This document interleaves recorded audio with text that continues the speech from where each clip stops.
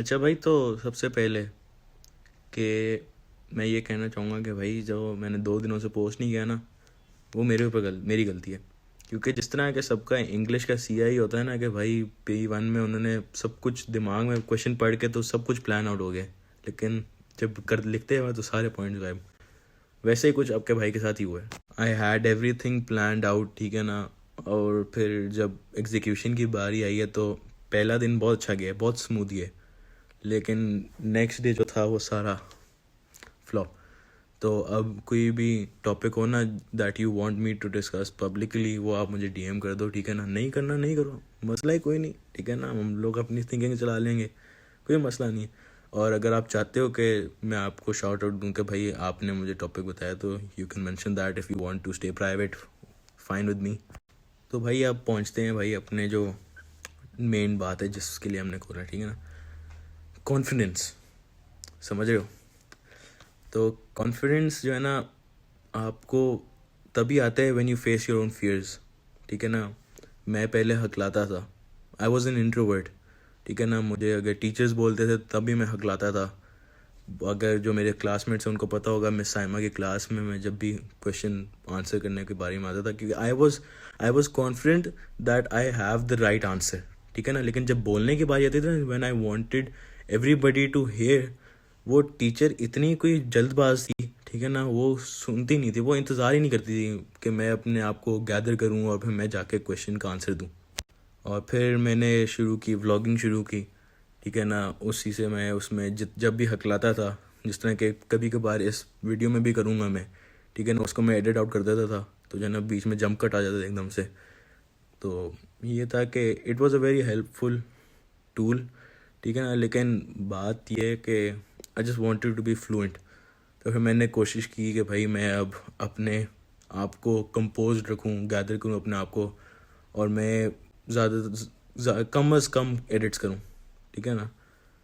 और मैं उसमें बेहतर होता गया, लेकिन अभी भी चल रहा है, लेकिन आई एम गेटिंग बेटर। तो मेरा जो भी लोग हैं जो हकलाते हैं, हु स्टटर, माई एडवाइस कि भाई आप जो है ना, किसी जो भी कुछ कहे ना भाई, कोई भी क्रिटिसाइज करे, जाने दो, उनको जाने दो भाई।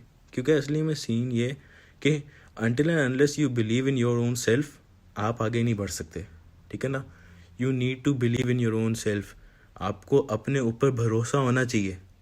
If you don't even trust your own self, तो भाई आप कुछ भी नहीं कर सकते, ठीक है ना।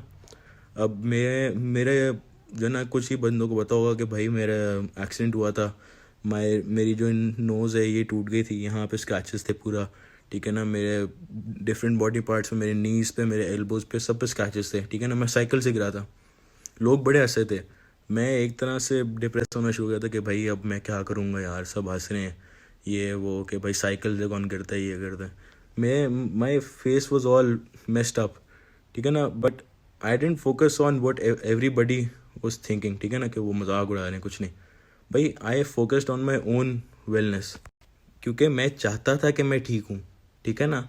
वरना आप देखो कि भाई रोड एक्सीडेंट से कितने लोगों के, किसी की शक्ल बिगड़ गई, किसी के कुछ बिगड़ गए। मेरा बहुत माइनर से चेंजेस हैं, क्योंकि ये मेरा अपर लिप जो है वो थोड़ा सा ऊपर हुआ है।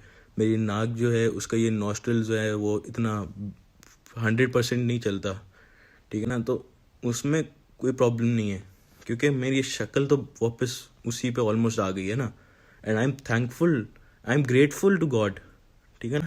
तो मैं ये कहूँगा कि भाई अगर आपको कोई भी मेडिकल कोई प्रॉब्लम है या फिर आप डिसेबल्ड हो, तो भाई आप किसी की कुछ ना सुनो।